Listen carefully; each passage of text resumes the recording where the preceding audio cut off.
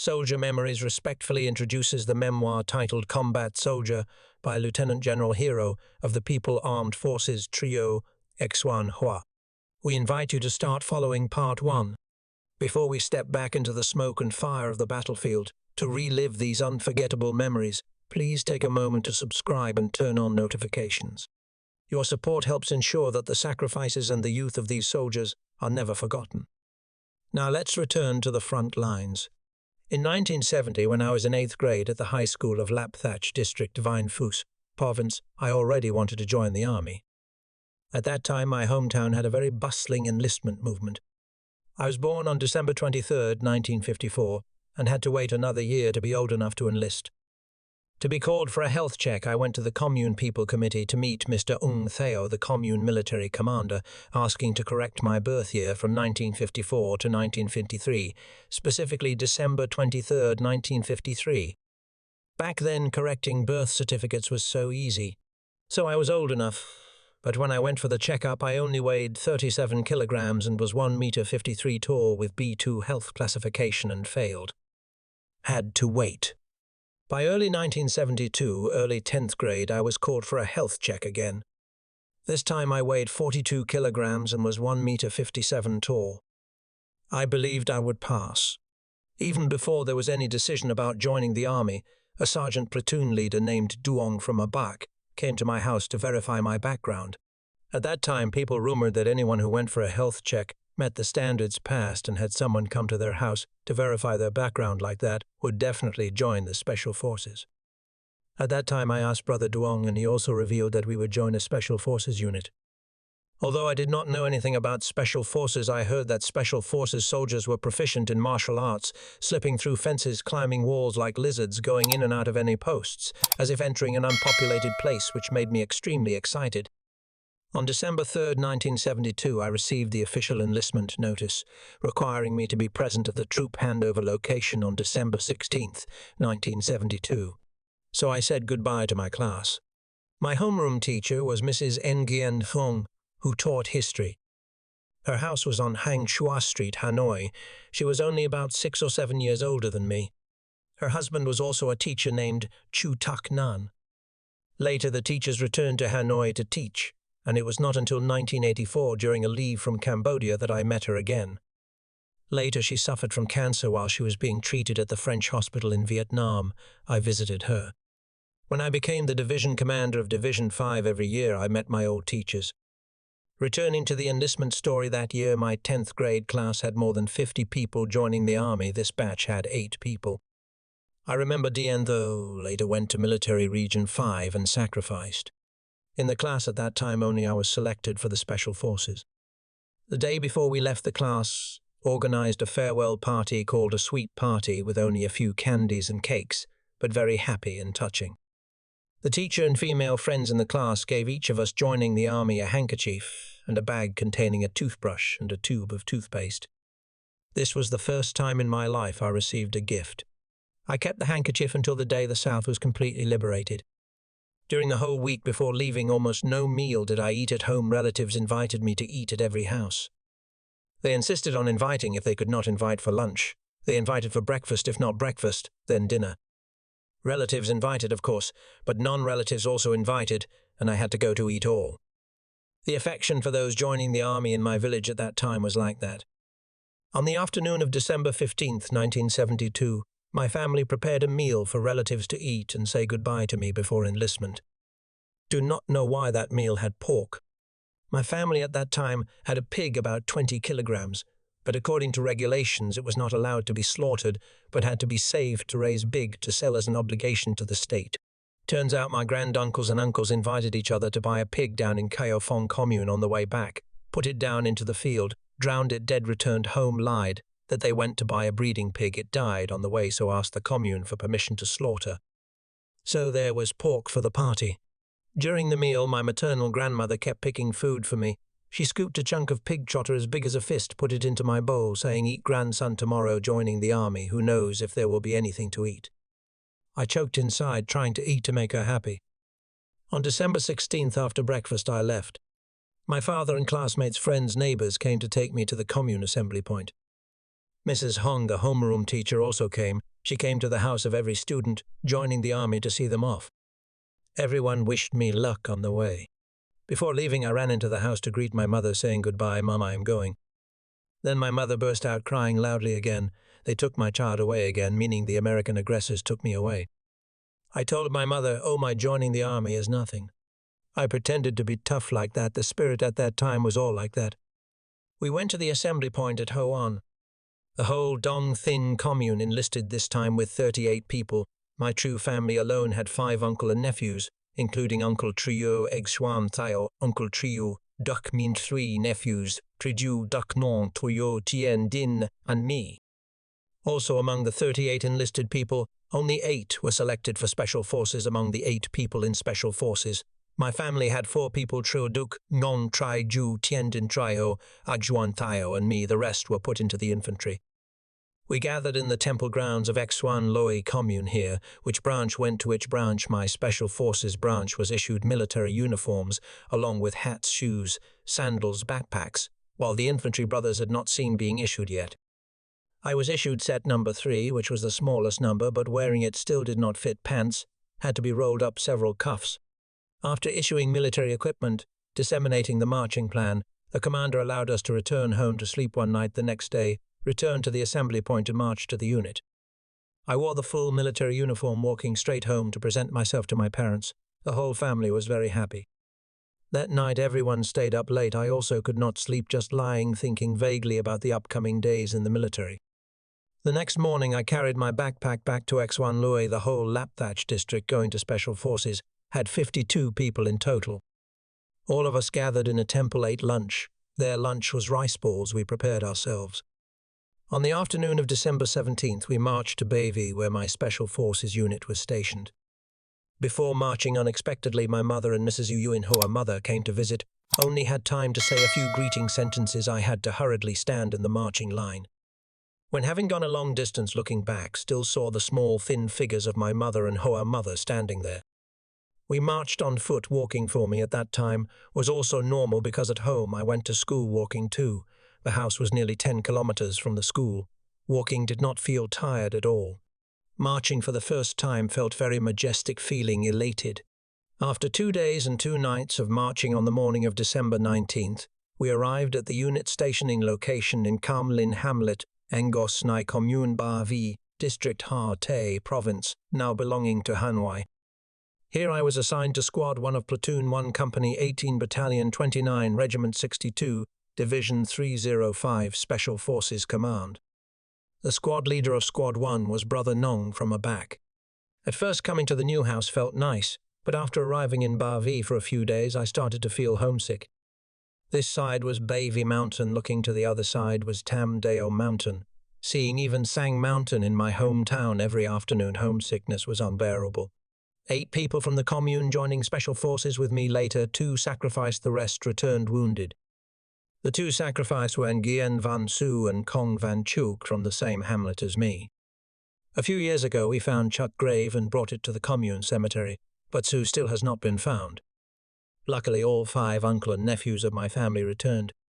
Trio Xuan Theo, Mr. Theo, is my distant uncle, but same age as Trio Duken Gontrayu, Tien Ding and me. There was another uncle named Trio Duc Min who went to infantry. He is the biological uncle of Trio Tien Ding. Uncle Trio Xuan Theo went to learn nursing, joined a tank unit after liberation in 75, was discharged. Uncle Trio Duc Min went to infantry, joined Regiment 66. Trio Duc Ngon went to B to Tan Lin in a Special Forces unit of Military Region 6 and was wounded. Trio Tien Din was also a wounded soldier, retired due to loss of strength. Only I remained in active service. After 1 month of training, the company was rearranged, not following provincial units. Each company had to have both troops from Vien Phu Province and troops from Atay Province. I was then transferred to Squad 4 of Platoon 4 Company 19 Battalion 29, stationed in Phu Mai A Hamlet Phu Sun Commune Ba Vi District. The squad leader of Squad 4 at that time was Brother Do Kim, then born in 49 from Tu Yen Quang Province. In the early days at the unit, we were fed according to infantry standards, which was 6 hao-8 a day. Eating like that felt very happy, much better than at home. After the December 22nd ceremony entering branch, Training, the food allowance was increased to 1 dong 2 hyo a day. Every meal was like a feast. Everyone in the unit gained weight. I went from 43 kilograms to 60 kilograms after just 1 year of training. Eating was like that, but training was also very heavy and hard. The infantry only trained for 3 months, while we had to train for a year before being sent to the battlefield, covering all subjects of the branch. Training days lasted from 8 o'clock to 10 o'clock, both day and night. There were technical subjects like crossing spiked trenches under the scorching sun, wearing only shorts and weapons, crawling close to the laterite trench walls. There were very difficult movements such as crawling low combined with throwing satchel charges through loopholes into enemy bunkers, while the loopholes of bunkers were structured with steps narrowing inward to prevent throwing satchel charges. Each of us with 8 satchel charges had to practice over and over again for many days, until every throw the satchel charge went straight into the bunker to meet the requirement.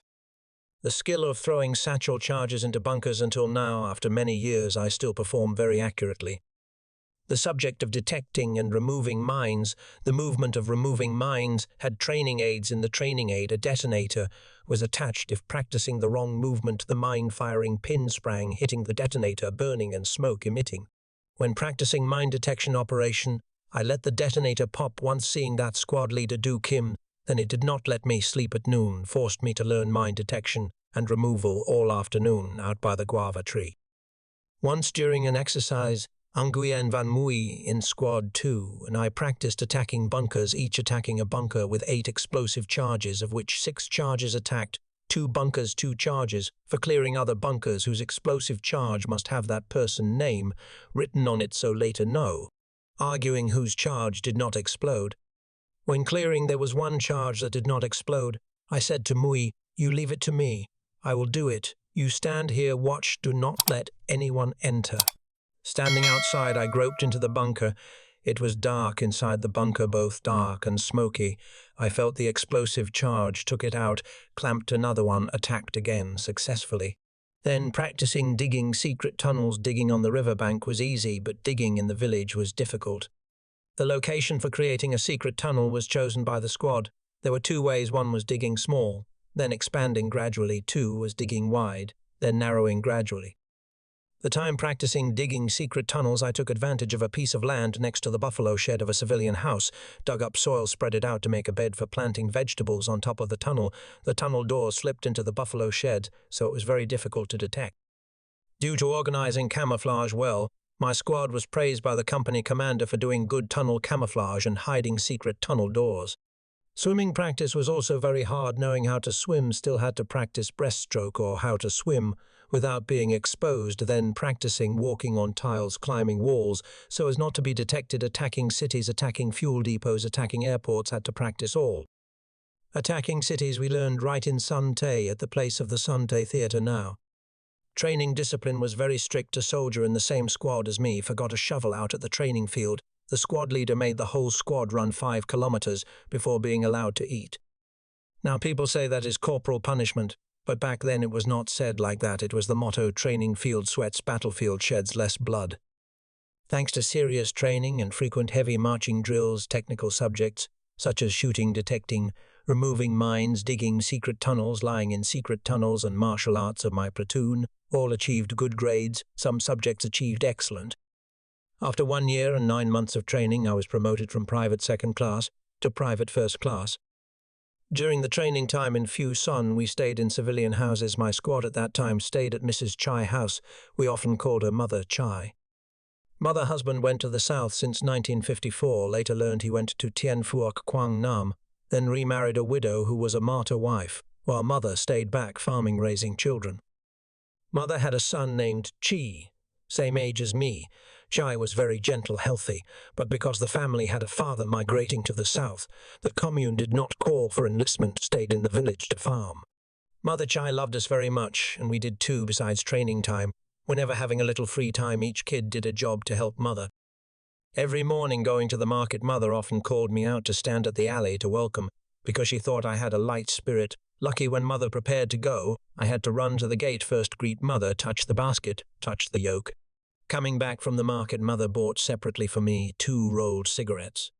Later, when I returned to find Mother Chai again, asked to be adopted when my family moved to the south, I welcomed Mother in to play for a few days. When Mother died, I went out to mourn. Nearly a year of training, our food level was increased to 1.6 hao a day. Mother Chi said, "You guys are preparing to go to the battlefield here." In the unit, although no one disseminated specifically, but we were reminded by platoon officers to try to study well to end the training session with high results and ready to receive orders to go south to fight. In early December 1973, we were given leave by the company commander before entering the battlefield. The leave time was 11 days. I said goodbye to comrades walking and hitchhiking, rushing home immediately. Arriving home, everyone gathered around asking stories until evening. After dinner, my mother said, "While you were away at home, Dad and Mother went to Mr. and Mrs. Tiep house to place betrothal gifts, asking for Hoa next door to be daughter-in-law, waiting for you to return to hold the wedding." Hearing Mother say that, I said, "I still have to go south to fight. Is our family doing so too hastily?" Mother said, "No more opinions. The two families have decided you return. This time must marry a wife. Hoa here is Trilla, this Hoa. Her house is separated from my family by a hill. Wanting to go over, just need to follow the bank of a few fields." I heard the ancestor of Hoa family was originally from Than Hoa, then a branch went to Hai Duong, then went up to establish a business in Lap Thach, Vine Phu. Loving Mother and family, loving Hoa too, I agreed to organize the wedding during the leave. Before finishing the leave days, I determined to return from leave according to regulations. Hoa took me to Viet Tri bus station, then returned to school in Phu. To the young couple parted in attachment. All love could not be said into words. Hoa could not hold back emotions and burst into tears. I returned to the unit feeling the backpack on my shoulder heavier. 2 days after receiving the order to march into the battlefield, we received new uniforms, food and weapons. Like everyone else, I was issued an AK with half the ammunition load, 2 grenades, a dagger, a Chinese lighter with 40 flints, 2 sets of Tachao uniforms, 2 sets of Special Forces uniforms, nylon sheet, hammock, tulle, mosquito net, a set of blue worker clothes to wear for camouflage when passing through areas with teams supervising the implementation of the Paris Agreement, dry provisions 701702, plus a medicine bag including full bandages, hemostatic drugs, anti-snake bite drugs, and 200 grams of MSG. Totaling equipment weapons I had to carry was over 25 kilograms. Rice was put on trucks, enough reserve for 10 days. Our equipment was complete, but when arriving at the battlefield, Tachao clothes could not be used because in the south, throughout many rainy months, only Liberation Army clothes were used for quick drying. When the unit started marching, I received the duty of liaison for the company immediately. That night, the company political officer was 2nd Lieutenant Tran Quang Du. Brother Du was from Cam Nam Commune Cam, Axuyen District, Ha Tin Province. He enlisted in July 1967. Had fought in the southern battlefield in 69. He went to study at the Special Forces Officer School Course 1, graduating, then returned to work as a training officer at Special Forces Battalion 29, Regiment 62. Brother Joe had a small stature, gentle personality, but very principled in later years. I also worked with him for some years, both during the anti-American resistance war and when in the Cambodian battlefield after 1975. When I received the duty of liaison for Brother Joe, the company command had a previous liaison named Dan. The company command house did not have enough sleeping space for both liaisons, so in the evening I returned to sleep at Mother Chai house. In the last days of the training course at night, the company command often issued movement alarm orders to check the combat mobility of the unit. As a liaison soldier, besides carrying my own military equipment weapons, I also had to carry the equipment of the company command when required to handle quickly. When there was an alarm, I secretly wore shoes to bed. Once Brother Du went to check, discovered he criticized me for coping. On December 25, 1973, our unit received orders to be ready to receive missions to enter the battlefield to fight. Exactly on the afternoon of December 25th, the entire unit received food supplies, then prepared for the long march. Christmas night, the weather was cold and it was late, but Mother Chai still sat boiling water in the kitchen. Perhaps Mother tried to stay awake to say goodbye to us. Before going to the company assembly point, I went into the kitchen to greet tonight. We march into the battlefield. Mother, stay healthy, okay? When the South is liberated, I will return to visit Mother. Silent for a while, Mother only said, "You guys go south, have not seen any come back to visit Mother. Go. Mother wishes you hard legs, soft stones, peace in the country. Remember to return to Mother." I replied yes, and suddenly felt my nose sting. At 10 at night on December 25, 1973, we started marching. The units marching south were organized into a battalion led by Brother Do Viet Lui as battalion commander, Brother Ho Trang as political officer, while many other cadre staff remained to continue training duties. We marched by motorized vehicles.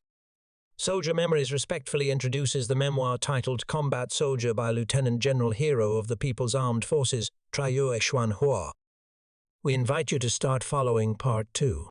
After returning safely to the base at 242 Tran Binh Trong Street, Ho Chi Minh City, we met directly to report the results of the mission to the headquarters of the Military Region Command. Brother M. Horn, Brother New Xuan Say, I answered every question from Major General Dong Van Kong, Deputy Commander, and Colonel Nguyen Ngiok Bich, Deputy Chief of Staff of the Military Region, about the enemy situation, the situation of the Cambodian people, and the possibility of connecting with the separatist forces.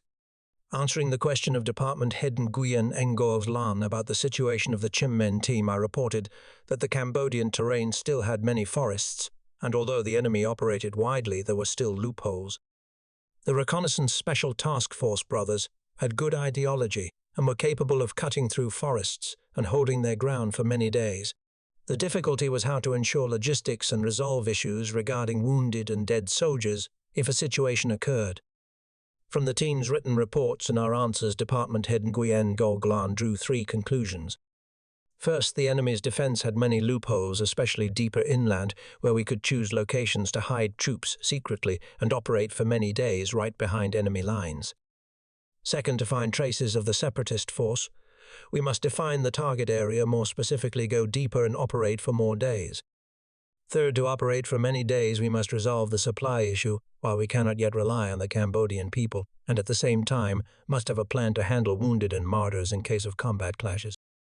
He also reported to the command that through this deep infiltration reconnaissance, the brothers had drawn initial experiences on organization, equipment, logistics, assurance, hiding methods, forest cutting, trace erasure, and connecting with the Cambodian people.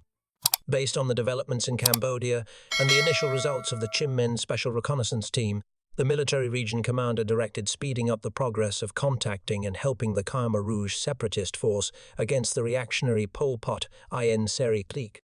Before we step back into the smoke and fire of the battlefield to relive these unforgettable memories, please take a moment to subscribe and turn on notifications.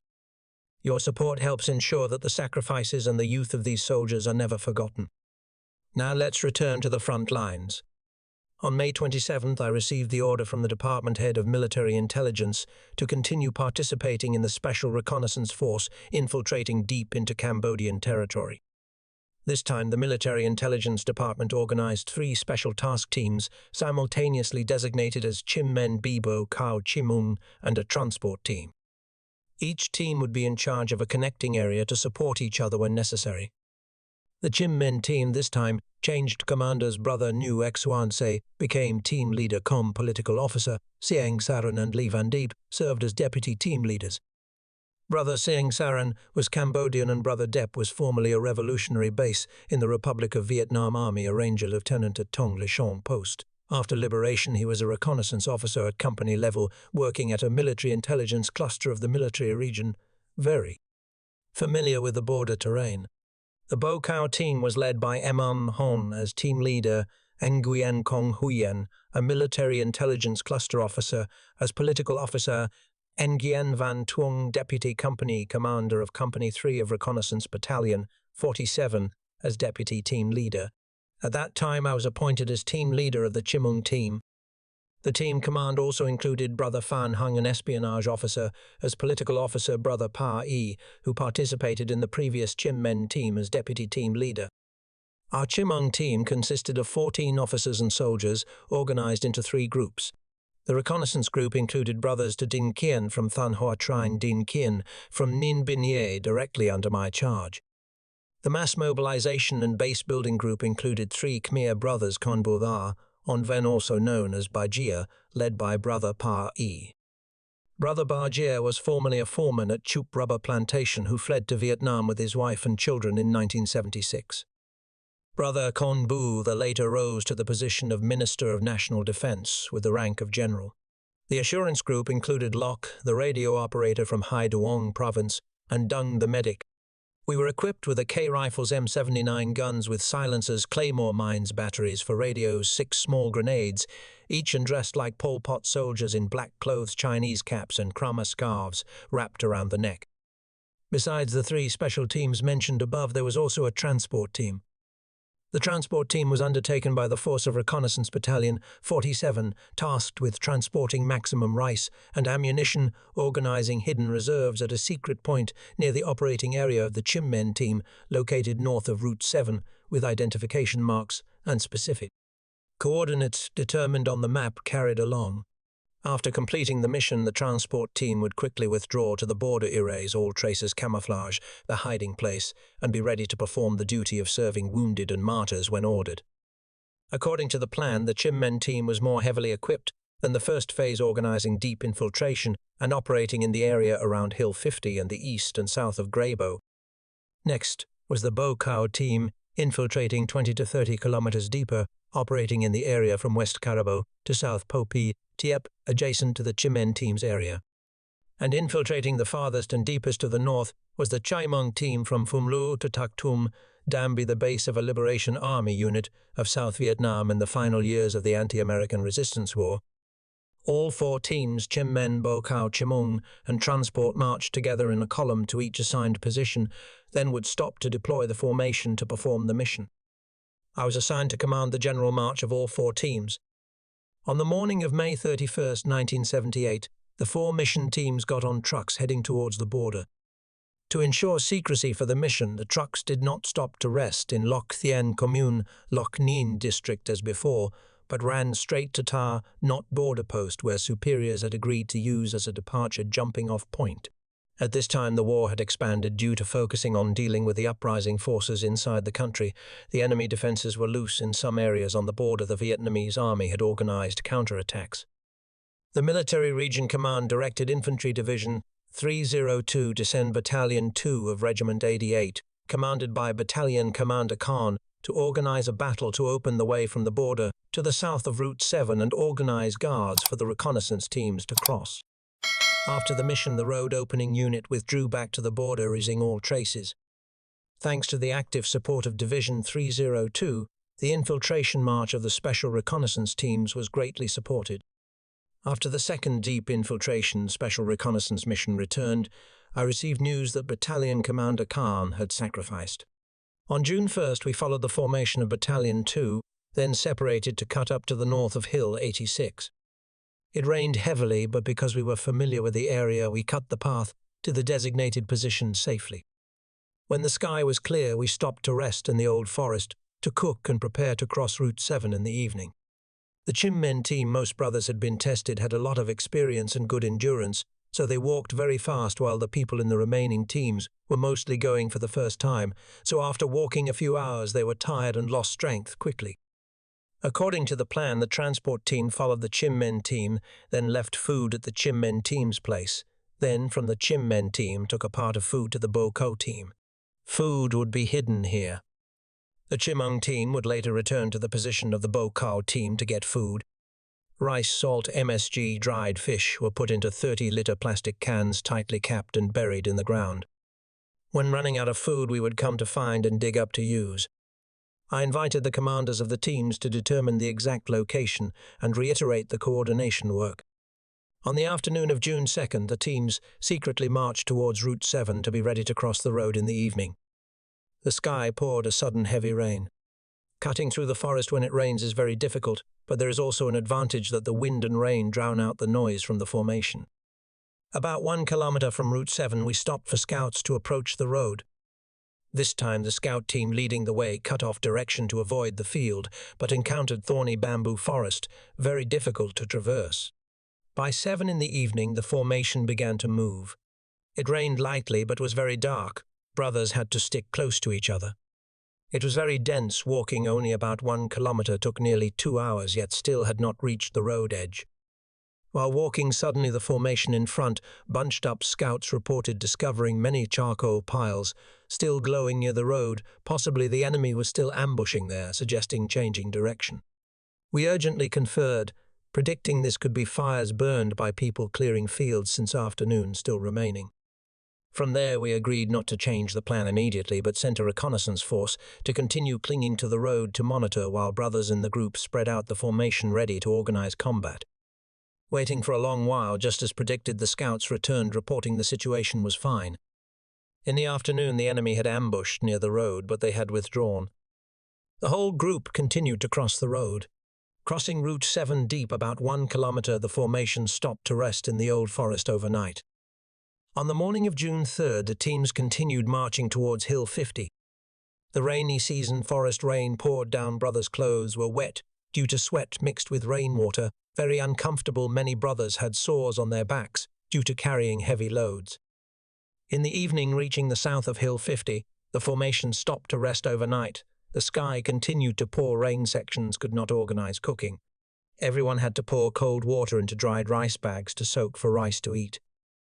On the morning of June 4th, the weather cleared. Checking on the map, determining about 3 kilometers more to enter Hill 50, I let the section secretly rest on the spot to regain strength. In the early afternoon, we held a meeting of the team's command and decided to separate the formation from here. The Chimmen team would go on to Hill 50, where the old Chimmen team had placed the base in the previous phase, to deploy forces to operate and simultaneously had the task of transshipping food to the Bokar and Chimung teams. The transport team left a part of food, the rest continued to carry to the position of the jumping-off base of the Bokor team.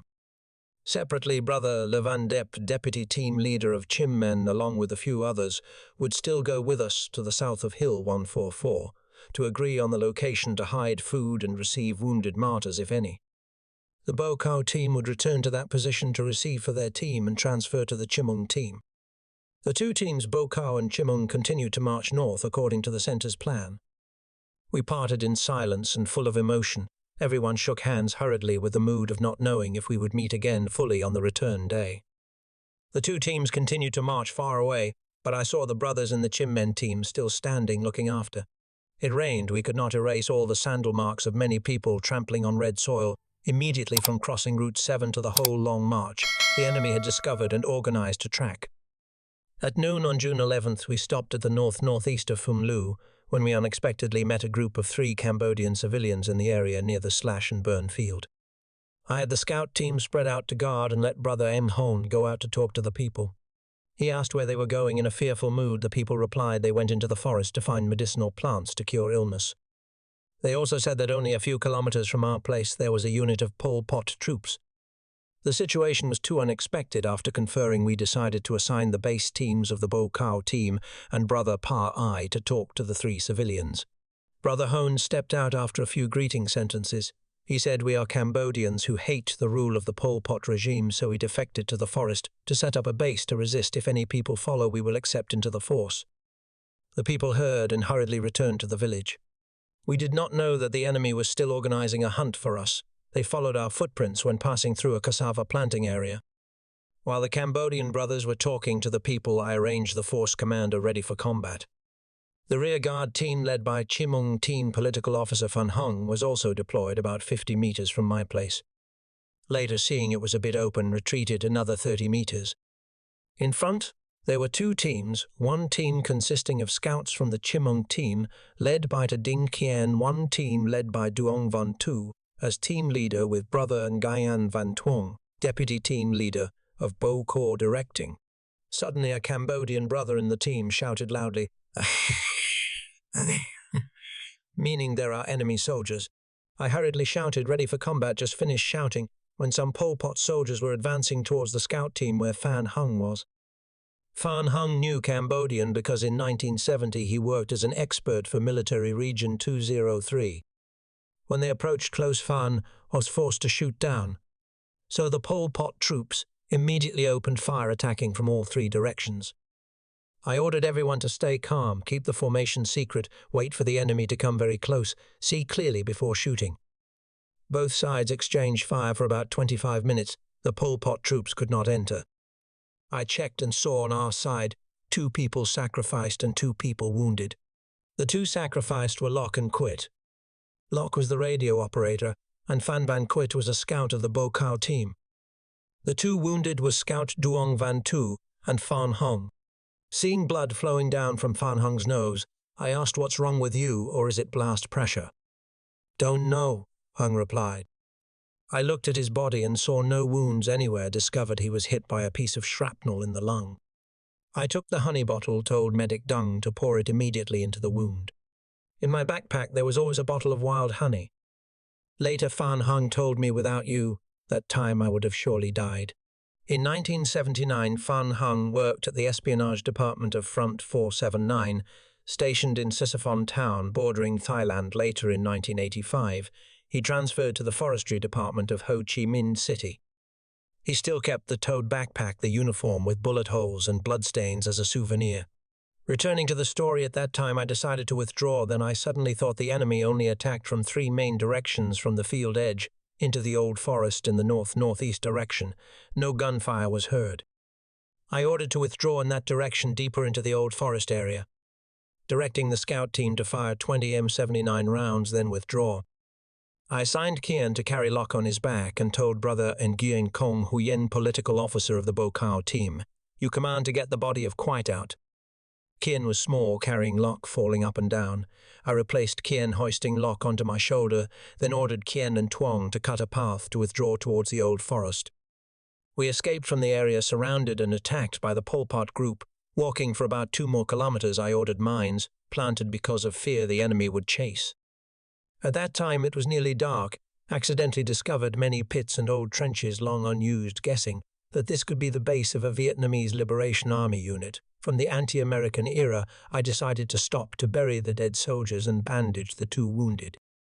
It rained. Brothers took shovels to dig the earth, then placed the brothers down. I directly buried Lok. Brother Huyen buried Quite.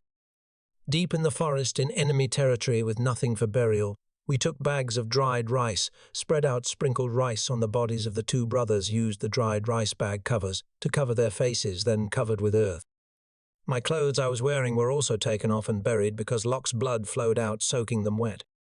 Later I directed Team K70 to find and bring the remains of Lok and Quite back, implementing the cooperation program between the Specialized Committee of the Vietnamese government and the Specialized Committee of the Royal Government of Cambodia on the search, collection, and repatriation of remains of volunteer soldiers and Vietnamese experts who sacrificed in the Cambodian battlefield during war periods. At that time, Military Region 7 established 4 working teams with codenames KK-70 of the Military Region Political Department, K-71 of the Tay 9 Provincial Military Command, K-72 of the Bin Phuoc Provincial Military Command, and K-72 of the Long An Provincial Military Command. The K-70 brothers took great pains to search many times, but could not discover where Lok and Quite were buried. That place has now been bulldozed flat to plant rubber trees. Returning to the story, at that time, walking about 500 meters more, we met a stream I ordered to stop to rest overnight. Could not cook rice. Troops again had to soak dried rice with rainwater to eat, then hang hammocks to sleep. The encounter battle happened too unexpectedly. We destroyed the enemy, but both Bo Kao and Chimong teams had losses. The structure of scouts and radio operators of each team was no longer complete.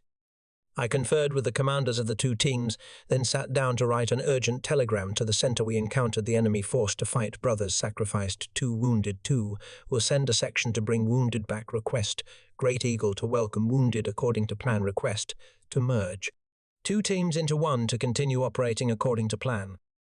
Received reply telegram from the center immediately praising comrades for fighting bravely, especially doing well the work for wounded and dead soldiers. Send a section to bring wounded back. Remaining sections merge into 1. Take designation BC Hoa team leader, Hien political officer, Mi On. Deputy team leader, establish party cell Huyen, secretary Hoa, deputy secretary. Signed Great Eagle. The Chimong team, not yet operating to connect, had dissolved, although officers and soldiers of the team continued to perform tasks under the designation of the Bo Kao team.